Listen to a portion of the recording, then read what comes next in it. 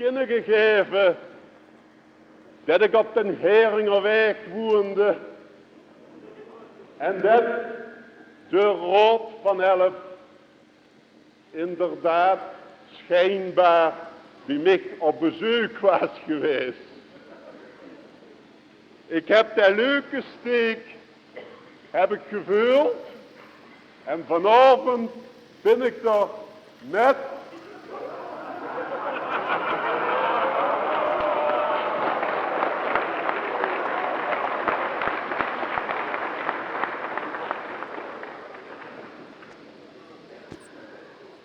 door de drukte is het mij jammer genoeg niet mogen gelukken het dingetje van boete te kennen. Gisteravond hoor ik hier de vorst, was het voor mij ook nog een vraagteken.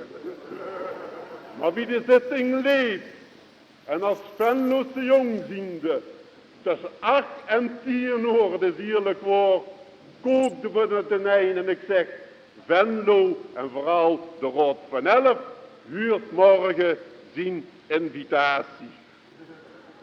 Toch heet het dan, de invitatie. Toes voor het raam, op den Heringerweg, daar staat een haan te wachten.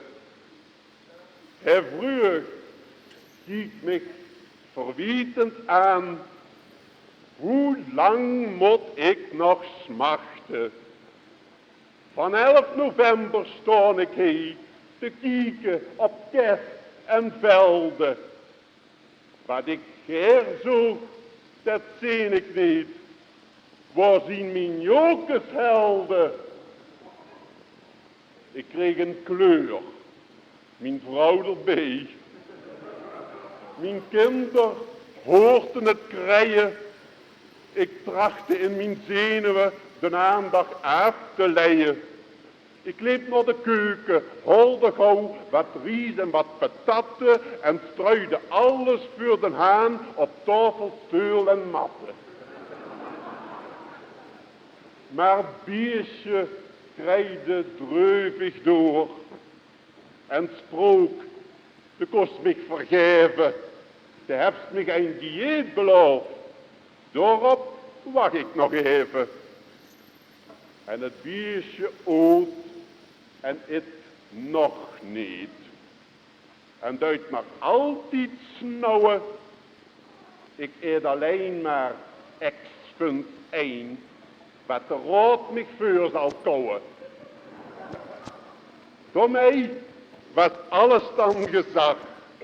We kosten het voorstaken en zullen voor die zitting heen een invitatie maken. De stoel, die wordt al geteld, de ruimte wordt gemeten, nog 11 man bij, als 2 erbij, geen plekje wordt vergeten. Als nou de rood van 11 een zwaar, 5 man en nog 6 vrouwen. Dan zul ik een vrouw op iedere slup en bij 202 opdouwen.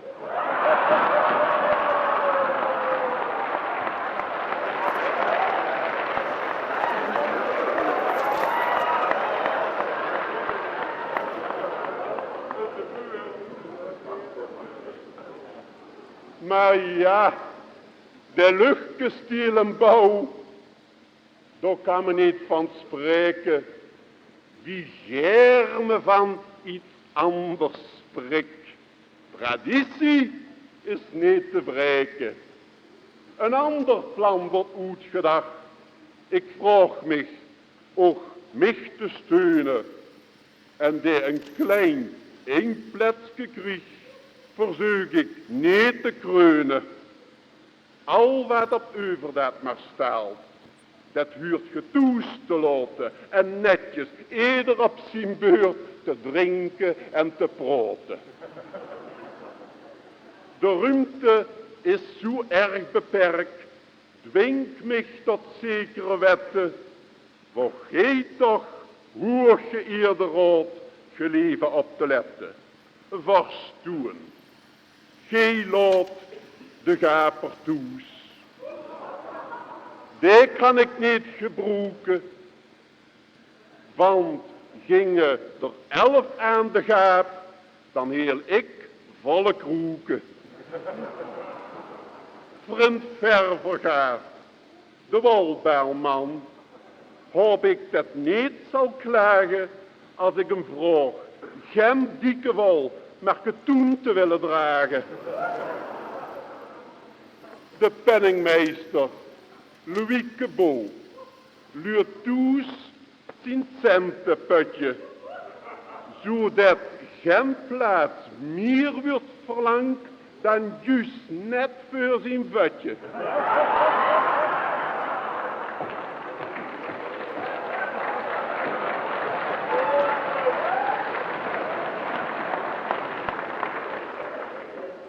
En Funs Donné, de olieman, die vlot is in het verkopen, die neemt de zorg van mij af dat het gesmeerd zal lopen.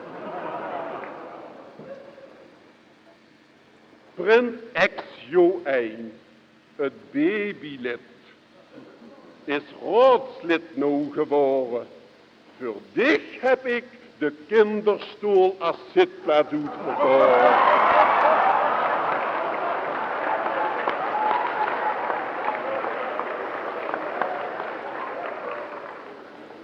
Zeg G en Piet, G vult wel aan, als G het woord God kriegen, breng dan een touw voor arm en been, die kunnen beter zwiegen. Hol Pieter om, dan bluurt G uit. G wil mij wel begrijpen, niet testen de noom door de achterdeur de roet probeert te kniepen.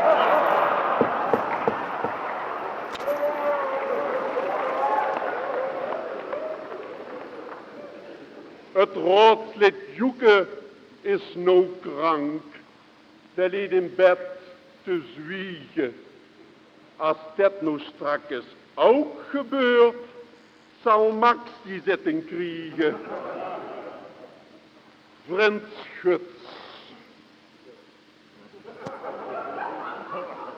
Vriend Schuts, krimpt in een breienlach, laat vallen enkele veren, want voor den avond zal de moel een mulke moeten weren.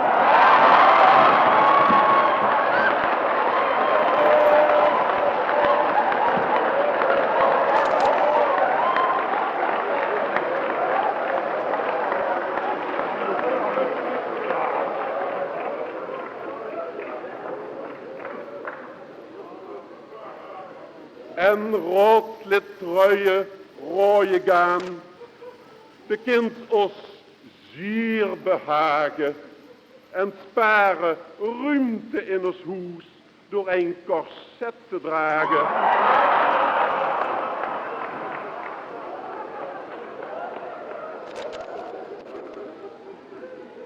Tot slot komt Dreumelke, het technisch lid, wil stig het leeg uitrijden, als nou het keuren van het dieet content den haangeit krijgen.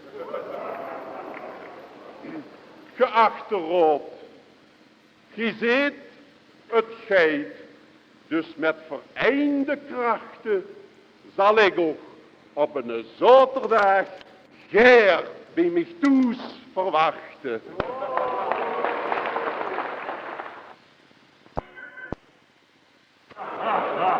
Ik heb ons tenger hummeltje finaal erbij vergeten. Die huurt natuurlijk ook erbij.